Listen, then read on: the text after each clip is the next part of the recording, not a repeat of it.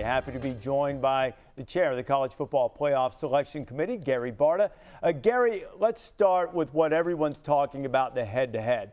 It's carried the day, apparently, or at least it's resulted in Oregon being ranked over Ohio State, despite the fact the game was played in September. Game played a couple of weeks ago, Michigan State beats Michigan. How would you characterize the difference in the discussions among those teams? Well, Rece, head-to-head is certainly one of the criteria we use, one of the things we evaluated. In Oregon, Ohio State's case, Oregon has been playing terrific football as of late. They won the other day against Washington State. Ohio State is playing some of the best offense in the country.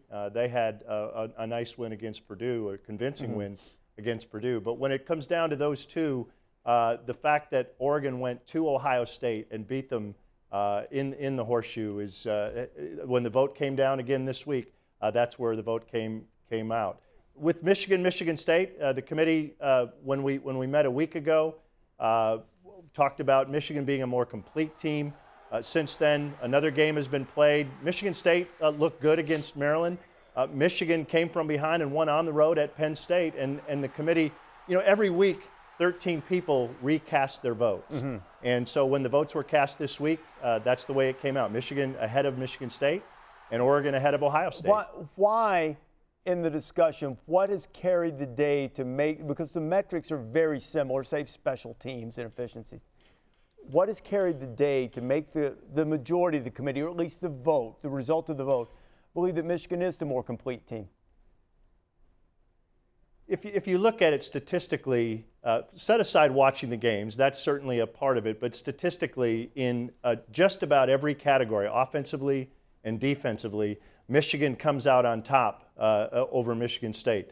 Again, it certainly is understood and considered that Michigan State beat Michigan, but at the end of the day, the committee added another game this week, and the committee decided that Michigan is still needing to be ranked a game ahead of Michigan State.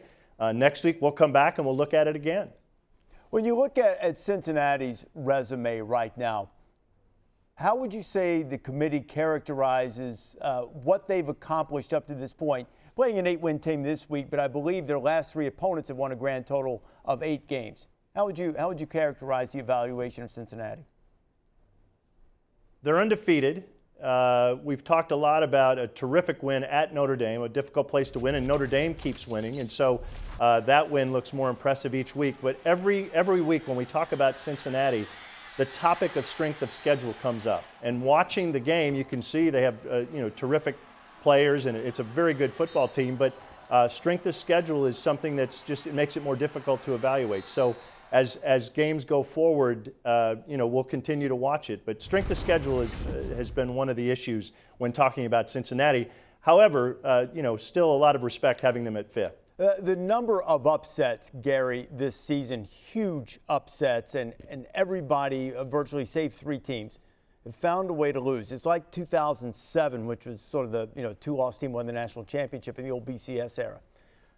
How does that impact the evaluation of being able to stay undefeated, even if your schedule might not be as difficult as some others? Well, being undefeated, it's hard to do in any season at any level. But we also that's why sometimes we have teams ranked, a 1-loss team or maybe even a 2-loss team someday ahead of an undefeated team, because you look at the strength of schedule. You look at who beat who and who's on that schedule, who they lost to, who they beat. So it's not just about having a 0. So, okay, right. I mean, I agree with that, but no difference this year? Maybe some previous experience you've had on the committee in looking at that? Yeah, I think, I haven't really, I feel the same way. There are a lot of upsets. I haven't really paid attention to whether there are more upsets this year. I know early in the season that was the case. We had a couple this week, but not as many this week as in past weeks. So we're going to keep watching. There's a lot of football left to be played, and we'll see what happens going forward. We're looking forward to it. Gary, great talking to you. Thanks a lot, guys.